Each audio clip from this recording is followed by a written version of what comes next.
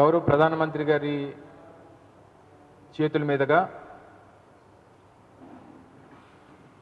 ఉత్తరాంధ్ర ప్రాంతానికి సంబంధించినటువంటి అత్యంత కీలకమైనటువంటి భోగాపురం ఇంటర్నేషనల్ ఎయిర్పోర్ట్ ప్రారంభోత్సవం జరగడం చాలా సంతోషం.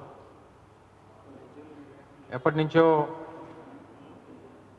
ఈ ప్రాంత ప్రజలు, ముఖ్యంగా ఉత్తరాంధ్ర ప్రాంతం తాలూకా దశ దిశ మార్చేటువంటి దానికి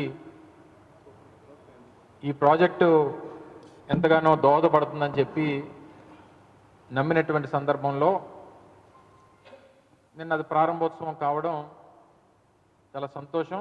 దాన్ని డెవలప్ చేసినటువంటి ఈ ప్రాంతానికి చెందినటువంటి పెద్దలు జిఎంఆర్ గారికి కూడా హృదయపూర్వకంగా శుభాకాంక్షలు తెలియజేస్తా ఉన్నా. సహజంగా ప్రధానమంత్రి గారు పాల్గొనేటువంటి సభల్లో వాస్తవాలు అనేటువంటివి ప్రజలకు చెప్పాల్సినటువంటి బాధ్యత, ఆ సభల్లో మాట్లాడేటువంటి ప్రముఖులకి అది చాలా అవసరం. కానీ నిన్న వేదిక చూస్తే సాక్షాత్తు దేశ ప్రధాని గారి ముందే,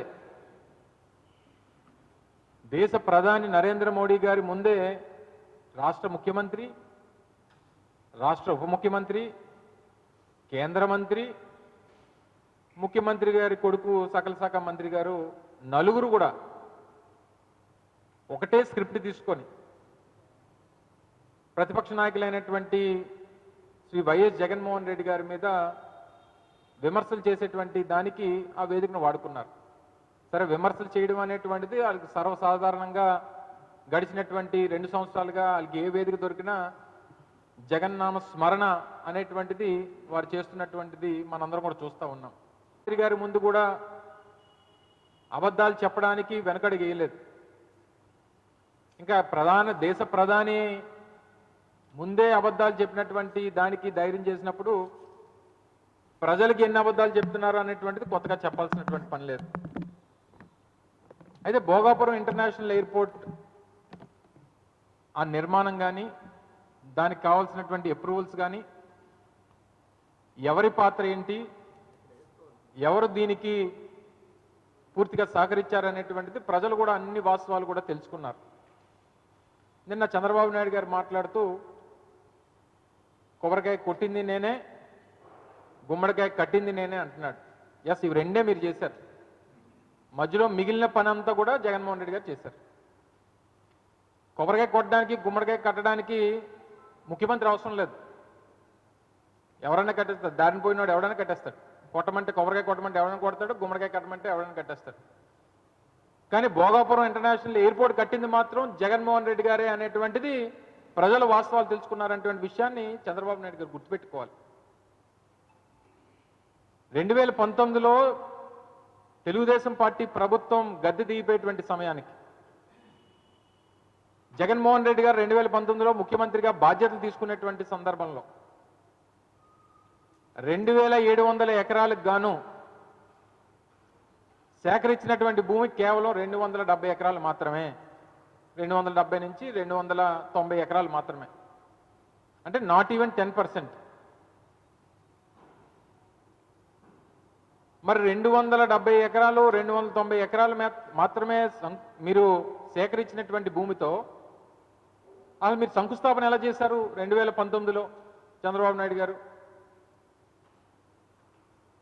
భూమి లేదు, కాంట్రాక్టర్ లేడు, జిఎంఆర్ ఇంటర్నేషనల్ ఎయిర్పోర్ట్ ఇన్కార్పొరేషన్ లేదు, ఏది లేకుండా ఫిబ్రవరి 14, 2019ని చంద్రబాబు నాయుడు గారు శంకుస్థాపన ఏ ఉద్దేశంతో చేశారు? ఎవరిని మభ్యపెట్టడానికి చేశారు? ఎవరిని మోసం చేయడానికి చేశారు?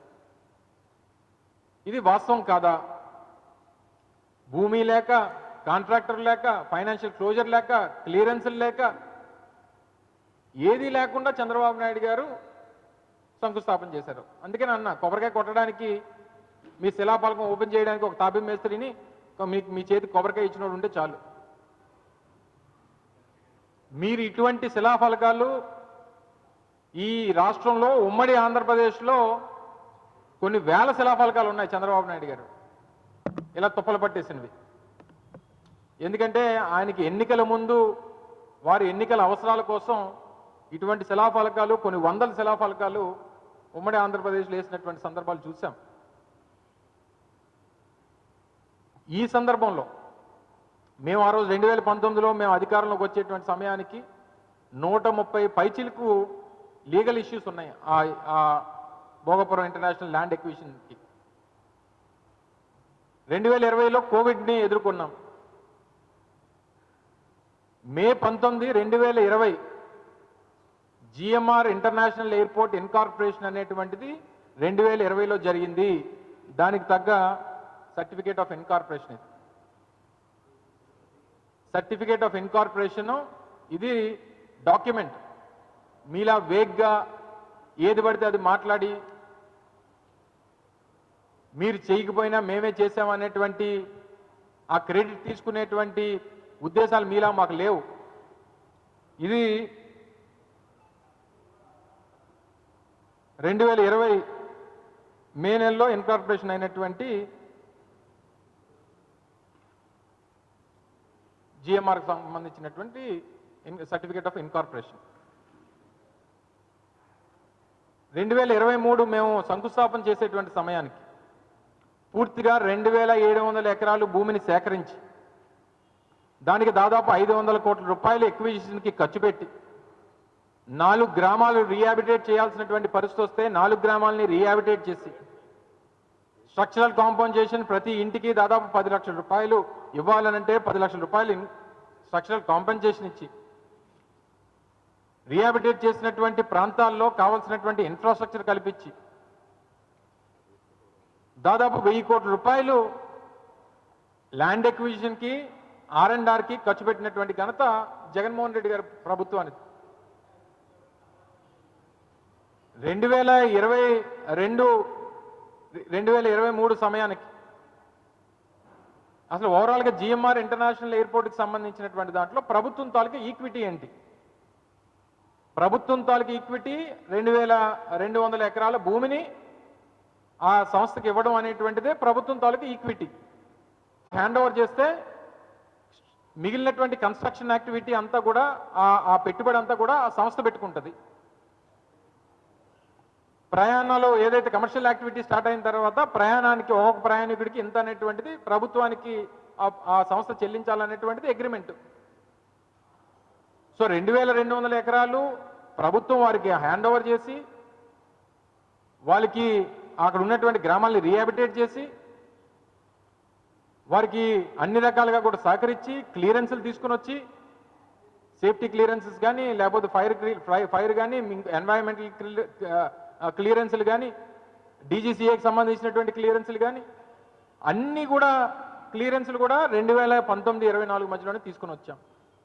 అన్ని క్లియరెన్సులు వచ్చిన తర్వాతే శంకుస్థాపన కార్యక్రమాన్ని మేము నిర్వహించడం జరిగింది. 2023 మే 3వ తారీఖున శంకుస్థాపన చేశాం. ఆ శంకుస్థాపన చేసినటువంటి కార్యక్రమం రోజే జగన్మోహన్ రెడ్డి గారు ఆ రోజు ముఖ్యమంత్రిగా ఈ రాష్ట్ర ప్రజలను ఉద్దేశిస్తూ మాట్లాడుతూ 2026లో ఈ ఎయిర్పోర్ట్ని ప్రారంభిస్తాం, ఇది టైం లైను, 2026 ఈ ఆంధ్ర రాష్ట్ర ప్రజలకి ఉత్తరాంధ్ర ప్రజలకి ఈ ప్రాజెక్ట్ని అంకితం చేస్తామనేటువంటి మాట ఆ రోజు ఈ రాష్ట్ర ప్రజలకు ఇచ్చారు. ఇది ఆ నిర్మాణం చేసినటువంటి సంస్థ జిఎంఆర్ గారు ఆ రోజు అదే వేదిక మీద నుంచి ఈ రాష్ట్ర ప్రజలకి ముఖ్యమంత్రి గారి సాక్షిగా దీన్ని 30 నెలల్లో పూర్తి చేసి రాష్ట్ర ప్రజలకు అంకితం చేస్తామనేటువంటి మాట చెప్పింది ఆ సంస్థ అధినేత జిఎంఆర్ గారు.